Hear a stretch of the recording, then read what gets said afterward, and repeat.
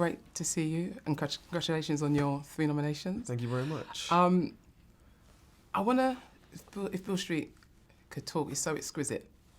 And one of the things I want to ask you is, the general consensus is that you're an actor's director. That's been iterated so many times with Jane King, that wonderful anecdote about how you captured her for the project. And some of the scenes could almost be at home on stage, particularly the family scenes. And you've worked, obviously, with Terrell Alvin McCraney, and Baldwin is also a playwright. Is there what role or influence has theatre had on you? It's interesting. I haven't had much of an experience in theater. The most visual experience in theater I've had is one that nobody knows about. There's no reason they should, but a friend of mine did a very small, like off Broadway play in San Francisco called Under the Bed, and I ran the spotlight for this play. It was in a room basically the size of this, but I had to watch the show like 30 times, and it was really wonderful to watch the actors go through the process night after night and how they refined and evolved the characters. And the words didn't change, but the feeling of the performance did. It was an incredible lesson. That was even before I made my first feature, Medicine for Melancholy. And so I think through that and watching people like Terrell work and seeing some amazing work at the Public Theater in New York is where I've seen the most work, the most things on stage I've ever seen. I think it's another element of the process that made me really wisen up to the role the actors play, in bringing these stories to life. There's no question, you shoot black people exquisitely, and your focus on their faces, you convey their inner lives. And so it's almost as if when the words come, it's unexpected. And I felt very strongly with the film that it could almost be a silent movie. And I just wondered whether or not that was a conscious process, because there were so many confident spaces of stillness and unhurriedness. I mean, how conscious... extremely. For you, When I first started making films, I'm going back to being a student, the image was the thing I had the most difficulty with, because it's such a technical process. I didn't know you needed light to expose film. And so I literally left film school, took a year off, and taught myself how to make 35 millimeter prints, still photography, just to learn, what was happening with the medium, because it was suffocating my voice, I felt. You learn things when you do that. One of those things was that 35 millimeter emulsion, when I went to film school, we did everything on 16 millimeter, is calibrated to reflect white skin, because, emulsion has a very limited range. And in the beginning, it wasn't about making movies. It was about suburban families, recording their kids, on picnics. And the people who could afford to buy those things were white. Now with the advent of digital tools, you can recalibrate those systems to prioritize dark skin. That's what my cinematographer and I do at the beginning.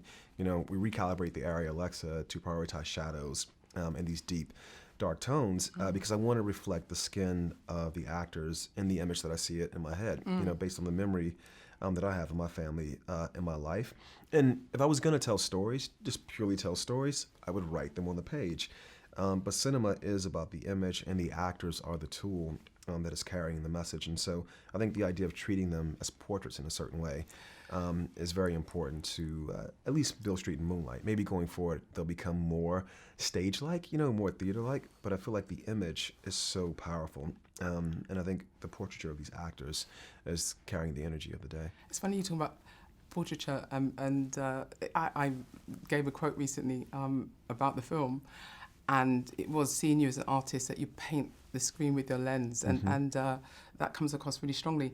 Another thing that strikes me in terms of people have been making, saying that it's a companion piece to Moonlight and so on, but what strikes me more than anything else is that both films are steeped in love. And I just want to know whether or not you are in love with love, or you're motivated by the fact that black love is not conveyed in any visible and deeply meaningful way in mainstream film.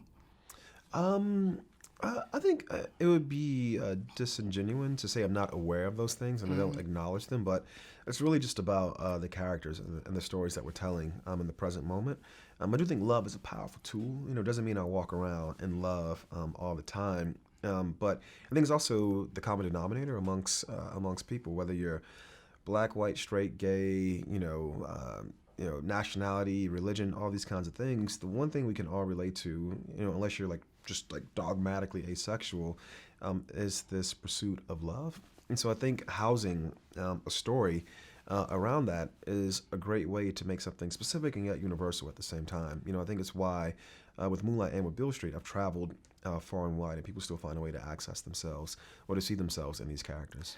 Final question. If James Baldwin was sitting here instead of me, and there was something you could ask him... That would be quite intimidating. Yeah, that would be quite intimidating. Ask him about your artistic engagement with his book.